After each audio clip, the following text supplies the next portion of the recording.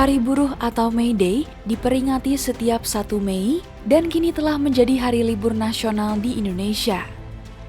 May Day sendiri menjadi momentum bagi para buruh untuk mengungkapkan aspirasi dan tuntutan mereka perihal kesejahteraan hidup. Tak jarang, mereka juga mengkritisi kebijakan perusahaan atau pemerintah yang dinilai tidak berpihak pada buruh dengan menggelar unjuk rasa. Lantas, bagaimana sejarah May Day dan apa temanya pada 2023?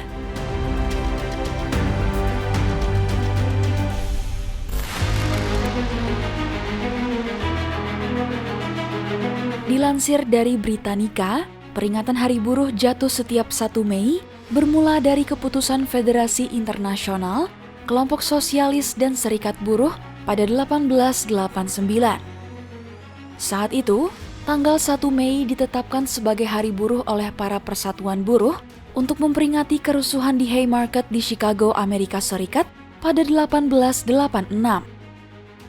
Kerusuhan Haymarket sendiri terjadi karena ratusan ribu buruh di AS berusaha menghentikan dominasi kelompok borjuis atau pemilik modal.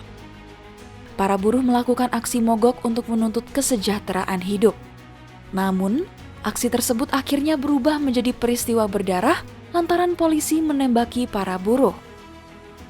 Peristiwa itu kemudian dikenang sekaligus diperingati sebagai Hari Buruh dan disahkan menjadi undang-undang oleh Presiden AS Grover Cleveland pada 1891.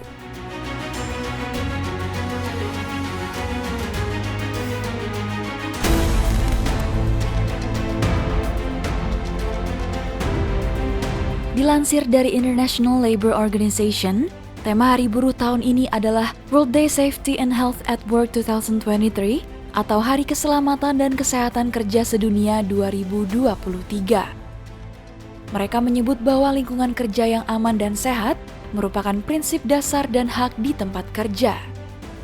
Pada Juni 2022 lalu, Konferensi Perburuhan Internasional memutuskan untuk memasukkan lingkungan kerja yang aman dan sehat ke dalam kerangka prinsip dan hak dasar para buruh di tempat kerja.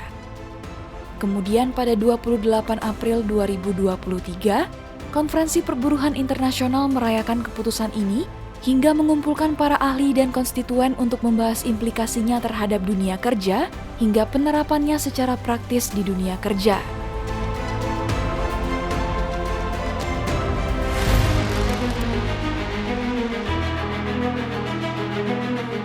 Pada masa pemerintahan Presiden Soekarno, Hari Buruh dirayakan dan selalu dihadiri oleh Presiden pertama Republik Indonesia ini. Saat itu, sempat terjadi pula unjuk rasa besar-besaran di berbagai daerah dan di depan Istana Merdeka, Jakarta.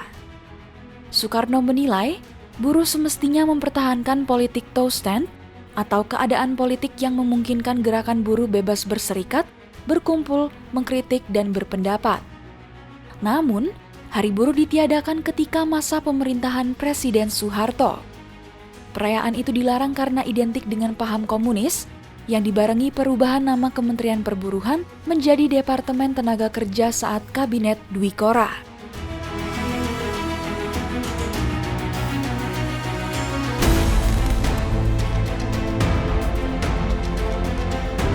Setelah ditolak pada masa Orde Baru, buruh dapat kembali menggelar Hari Buruh saat masa reformasi.